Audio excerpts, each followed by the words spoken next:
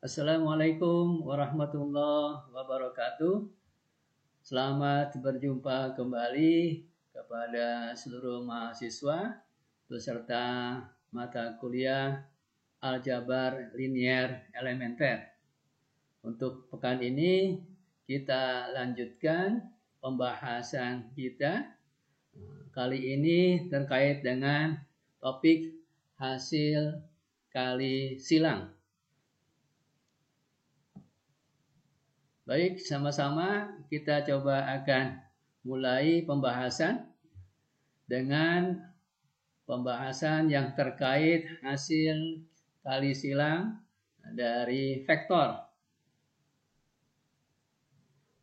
Perhatikan definisi pertama, yaitu jika U adalah merupakan vektor yang elemennya U1, U2, U3, dan V juga vektor yang elemennya V1, V2, V3 adalah vektor di R3, maka hasil kali silang antara vektor U dan vektor V didefinisikan sebagai tampak pada persamaan 1.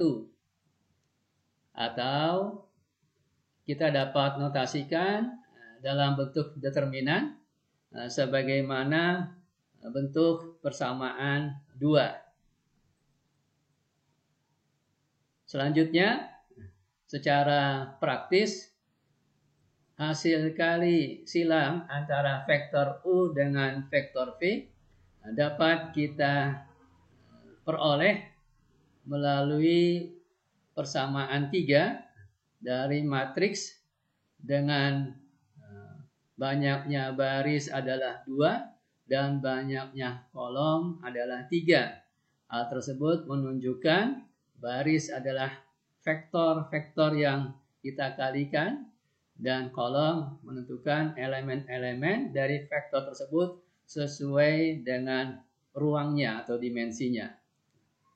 Maka di sana kita bisa memperoleh hasil kali silangnya adalah elemen pertama didapat dengan menghapus kolom pertama dari matriks 3 dan hitung determinan dari matriks sisanya. Jadi kalau ingin mencari hasil perkalian U cross V, elemen pertamanya adalah kita hapus kolom pertama, maka kita akan punya matriks sisanya adalah U2, U3, V2, V3, dan kita hitung determinan matriks tersebut. Demikian pula untuk elemen keduanya, kita peroleh dengan menghapus kolom kedua dari matriks 3 dan kita hitung negatif dari determinan matriks sisanya. Dan yang terakhir, untuk elemen ketiga, kita peroleh dengan cara menghapus kolom ketiga. Kita hapus kolom ketiganya, maka tinggal kita hitung determinan dari matriks sisanya. Itulah sebagai langkah praktis untuk kita bisa memperoleh hasil perkalian silang U terhadap V. Sebagai contoh, Bapak coba berikan, jika diketahui vektor U-nya adalah elemennya 1, 2, min 2, dan vektor V-nya dengan elemen 3, 0, 1, maka kita akan bisa mendapatkan hasil perkalian silang dari U dengan V. Maka coba kita gunakan pemahaman praktis dari definisi 1 tersebut, yakni kita susun matriksnya berdasarkan kedua vektor tersebut. Kita dapatkan matriksnya adalah 1, 2, min 2, 3, 0, 1. Maka kita dapatkan hasil perkalian silangnya adalah hapus kolom pertama, kita dapatkan matriks sisanya dan kita hitung determinannya. Maka diperolehlah hasilnya adalah 2 min 7 min 6. Nah, inilah contoh dari hasil perkalian silang dari vektor. Selanjutnya kita perhatikan teorema 3.5.1. Bagaimana hubungan hasil kali silang dan hasil kali titik. Pembahasan hasil kali titik sudah kita lakukan pada pertemuan sebelumnya. Maka kita peroleh teorema di sini, yaitu jika vektor U, V, dan W ada di R3, maka kita dapatkan satu bentuk hubungan sebagaimana tampak pada slide ini, yaitu sifat ortogonalitas dari U cross V terhadap U. Yang kedua adalah ortogonalitas cross product U dengan V terhadap V, dan identitas Lagrange serta hasil kali triple vektor dari bentuk teorema yang keempat dan yang kelima.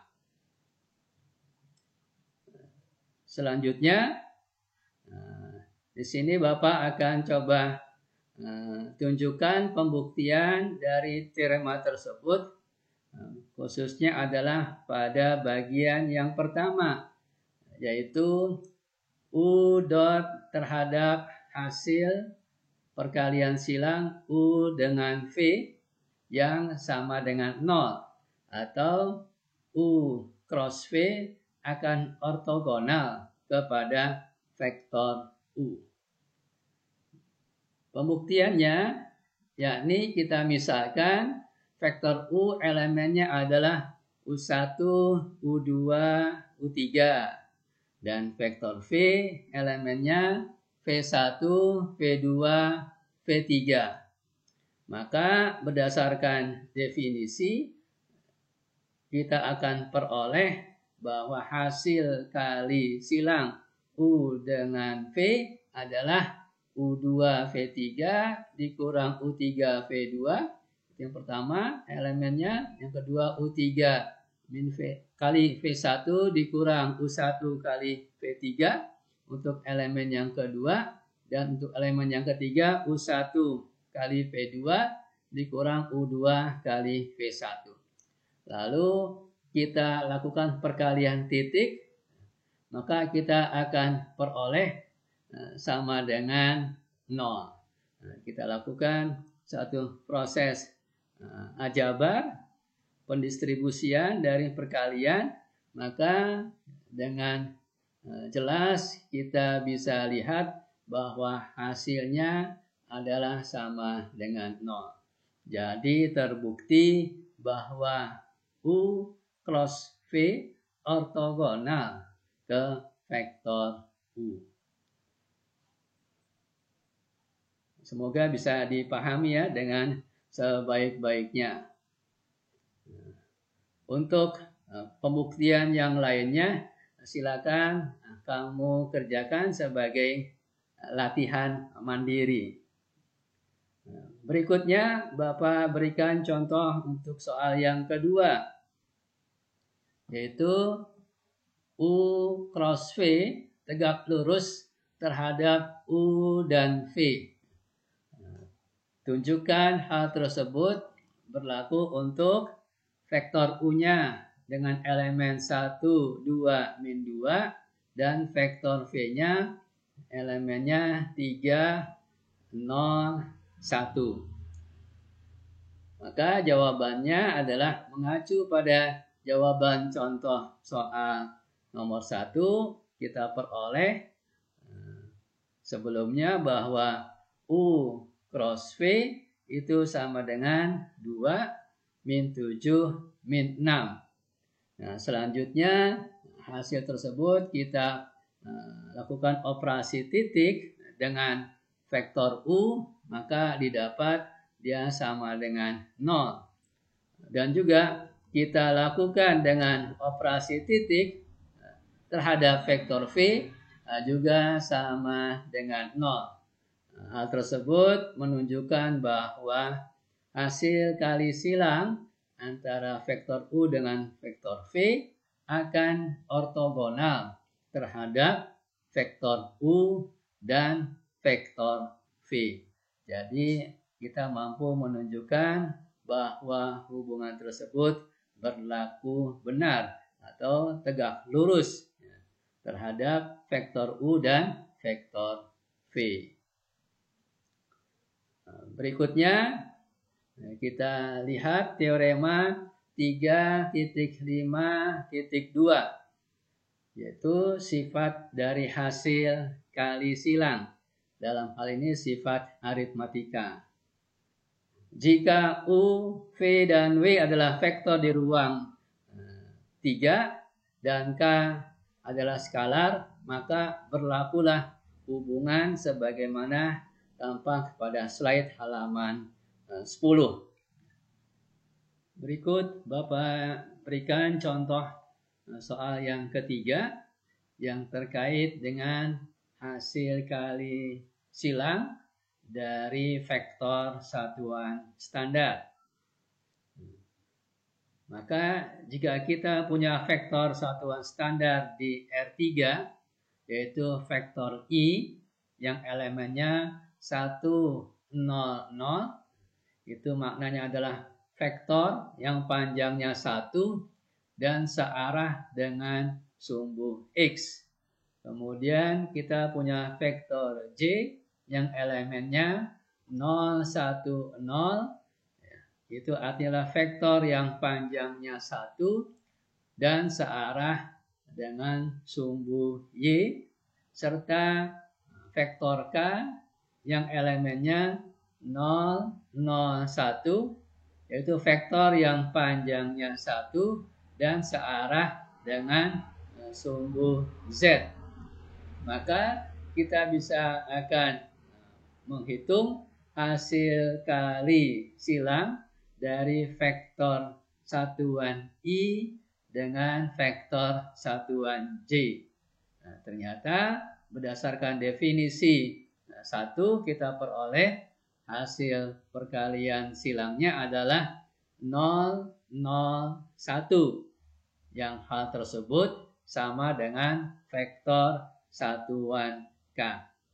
Maka kalau kita lihat hubungannya antara I dengan J, kita lihat pada gambar di sebelah kiri bawah. Ini adalah bahwa kita punya vektor I tadi, panjangnya 1 searah sumbu X, dan vektor J, panjangnya 1 searah sumbu Y, dan vektor K, panjangnya 1 searah sumbu Z. Maka kalau kita lakukan cross, maka dapatlah hubungan aturan tangan kanan.